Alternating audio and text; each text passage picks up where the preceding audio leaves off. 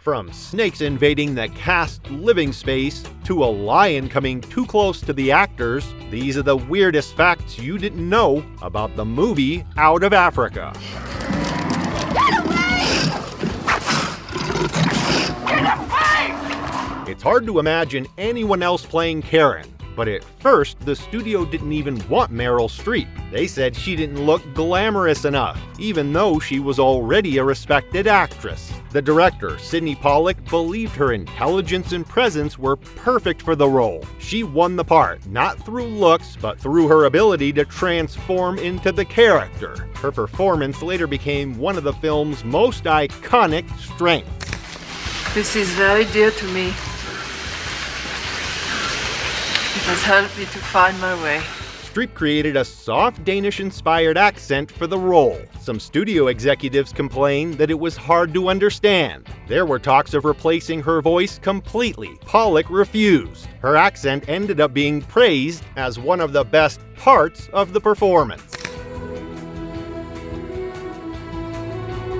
The movie uses a real old-fashioned plane, not a movie prop. The winds in Kenya were unpredictable, and the plane dipped dangerously low during filming. Meryl Streep, who hated flying, had to sit in the cockpit anyway. The plane almost stalled at once, scaring everyone on board. The shots looked peaceful, but the crew knew they were risking their lives. Red African dust stained clothes, skin, props, and equipment daily. The makeup team wiped faces constantly. Wardrobe had to re-dye clothes non-stop. Continuity became a nightmare because every scene looked slightly different. But in the final film, that dusty look feels natural and authentic. The crew didn't just fight weather, they fought sickness. Many people got malaria, food poisoning, or severe stomach infections. Water wasn't always safe, and meals weren't always dependable. Meryl Streep herself got sick several times, but kept working through exhaustion.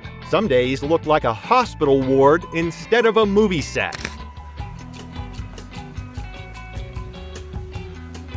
The production filmed inside Karen Blixen's actual farmhouse. It was a powerful location, but also dangerous. Walls were weak, ceilings crumbled, and animals wandered inside. During one scene, part of the ceiling collapsed near the crew. To make filming possible, the team repaired sections of the house just enough to survive a shooting day. Streep once returned to her room and found a large python under her bed. Local workers removed it, but she couldn't sleep comfortably for days. Snakes slipped into tents, hotels, and resting areas throughout production. Redford even kept a machete close while he slept.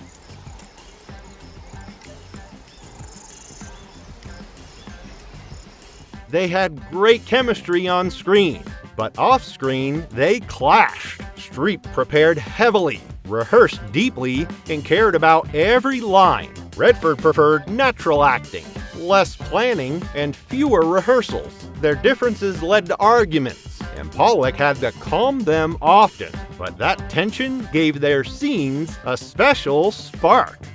Doesn't it matter to you that I'm another man's wife? What matters to me is that you've tried and that you're alone now. Kenya's sudden storms shocked the crew. Heavy rain ruined props and washed away equipment. One storm kept them from filming for over a week. They had to rebuild whole sets from scratch more than once. You do stir things up, Paris.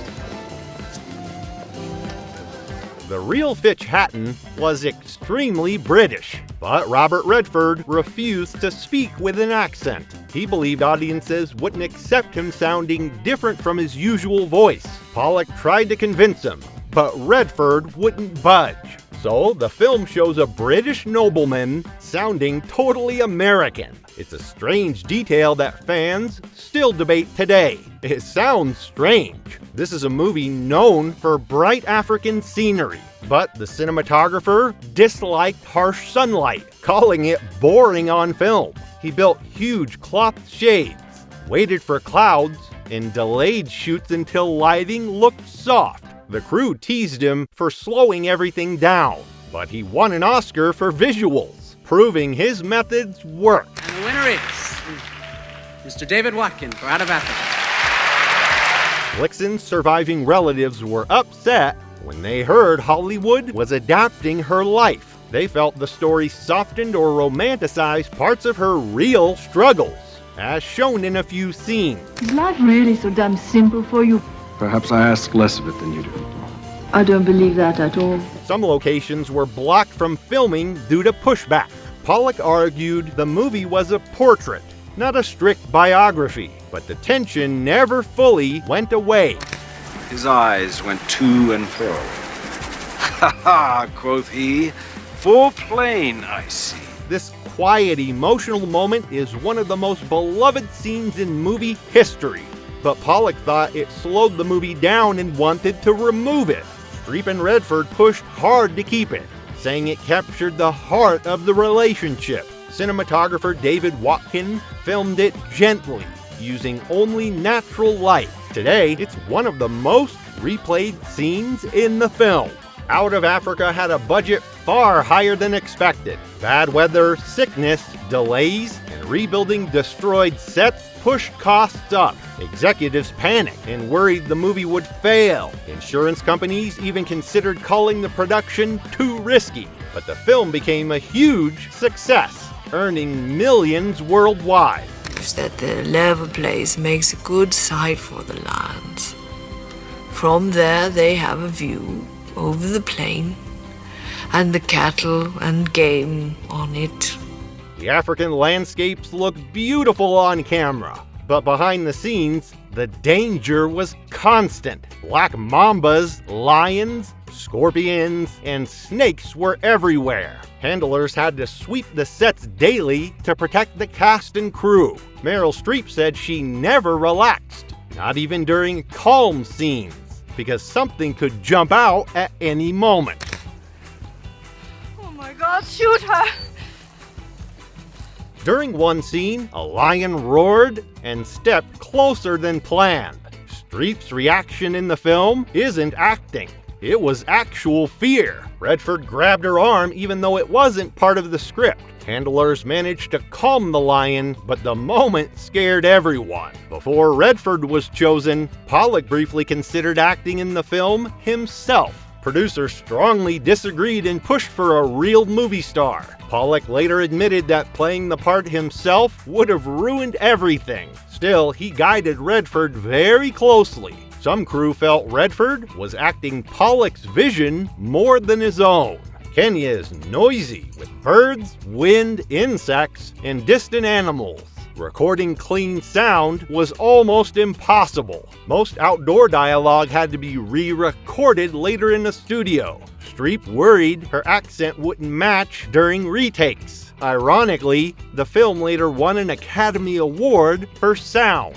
The winners are Chris Jenkins, Gary Alexander, Larry Stenfeld, and Peter Hanford for Out of Africa. During a safari scene, a massive elephant suddenly rushed toward the film crew. People ran, cameras fell, and Streep was pushed into a jeep to protect her. The elephant stopped on its own, but not before everyone on set thought they were in serious trouble. Pollock kept filming through the chaos because he knew the moment looked incredible. It was a real reminder that wild animals do not follow scripts. You are Karen, Sabu. The studio wanted a happier ending. Pollock refused, saying Karen's farewell was essential. Producers argued for weeks, wanting a lighter tone. Test audiences cried during the real ending, convincing the studio to keep it. Now, it's one of the most emotional moments in the film. Subscribe if you crave even wilder, jaw-dropping facts about the most extreme movies.